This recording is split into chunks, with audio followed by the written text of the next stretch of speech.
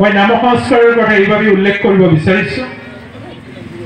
আজি নতুন প্ৰজন্মৰ মাজত অৰ্থবিহীন কিছুমান নামৰ মাধ্যমেৰে নাম দিয়াৰ ব্যৱস্থা আৰম্ভ হৈছে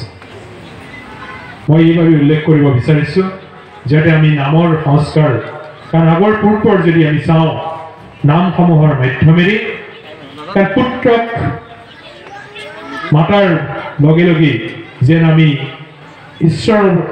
মাতাৰ ব্যৱস্থা হয় এই ধৰণৰ আমাৰ বিভিন্ন শাস্ত্ৰই আমাক এই দিশ দেখুৱাই থৈ গৈছে সেই মই এবাৰ বিশেষভাৱে ক'ব বিচাৰিছোঁ যে চিংকি পিংকি এই ধৰণৰ নামাংকিত নকৰি আমাৰ যিখিনি পূৰ্বৰ ৰীতি নীতিৰে মাধ্যমেৰে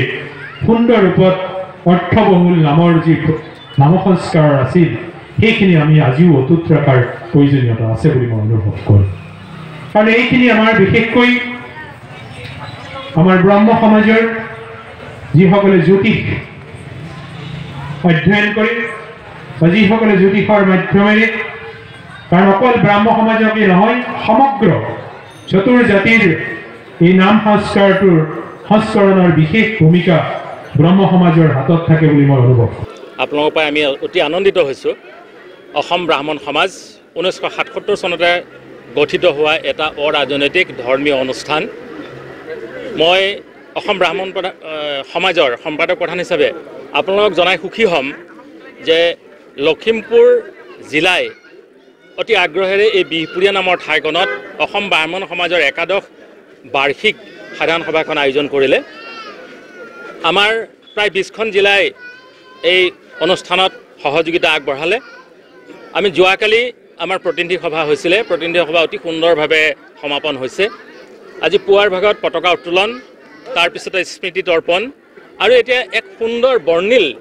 শোভাযাত্ৰাৰ আয়োজন হৈছিলে শোভাযাত্ৰা কৰি আমি আহি পেলাই ইয়াত উপস্থিত হৈছোঁ খন্তেক পিছতে আমাৰ এখন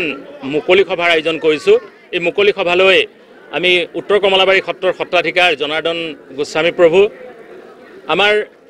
প্ৰাক্তন সভাপতি অসম ব্ৰাহ্মণ সমাজৰ সুনীল কুমাৰ গোস্বামী নীতিশ শৰ্মা শাস্ত্ৰী আৰু বৰাকৰ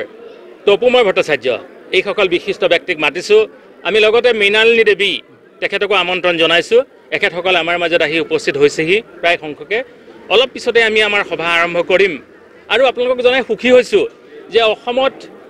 আমাৰ প্ৰতিখন জিলাতে আমাৰ ব্ৰাহ্মণসকল আছে ব্ৰাহ্মণসকল ঐক্যবদ্ধ হোৱাৰ এটা আমাৰ এইটো সংগঠন আমি বৈদিক সংস্কৃতি অক্ষুণ্ণ ৰাখিব লাগিব জাতিটো জীয়াই থাকিব লাগিব সামাজিকভাৱে আমাৰ যিখিনি কৰণীয় সেইখিনি যাতে কৰি যাব পাৰোঁ তাৰ উদ্দেশ্য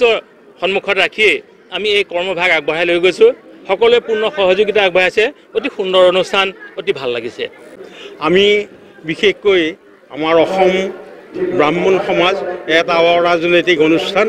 আৰু আমাৰ লক্ষ্য হৈছে যে সমষ্টিগতভাৱে আমি আমাৰ বৈদিক যি ধৰ্ম সেই বৈদিক ধৰ্ম ৰক্ষাৰ্থে আৰু আমাৰ ব্ৰাহ্মণ্য সংস্কৃতিৰ ৰক্ষাৰ্থে আমি এটা সামাজিকভাৱে একত্ৰীকৰণ হৈ আমি একেখন পতাকাৰ তলত একেখন ধৰ্মধ্বজাৰ তলত সমবেত হৈ আমি আমাৰ এই অনুষ্ঠানটো আগবঢ়াই নিয়াৰ আমি চেষ্টা কৰিছোঁ বন্ধুসকল আপোনালোকে জানে যে সংগে সংগে শক্তি কলৌ যুগে এই বুলি মুনিসকলে তাহানিতে আমাক আহ্বান জনাই কৰিছে আৰু আজি ভাৰতৰ সকলোবিলাক জাতি উপজাতিয়ে সংঘবদ্ধ হৈ নিজৰ স্থিতিৰ কাৰণে চেষ্টা কৰিছে আৰু আমিও সেইসকলৰ পথেৰেই আমিও সকলোৱে ঐক্যবদ্ধ হৈ সংঘবদ্ধ হৈ আমাৰ ব্ৰাহ্মণ্য ধৰ্ম আৰু বৈদিক ধৰ্ম ৰক্ষাৰ অৰ্থে আপোনালোকৰ সহযোগিতাৰে আমি এই ধৰ্ম ৰক্ষাৰ অৰ্থে আমি এক আয়োজন কৰিছোঁ মাত্ৰ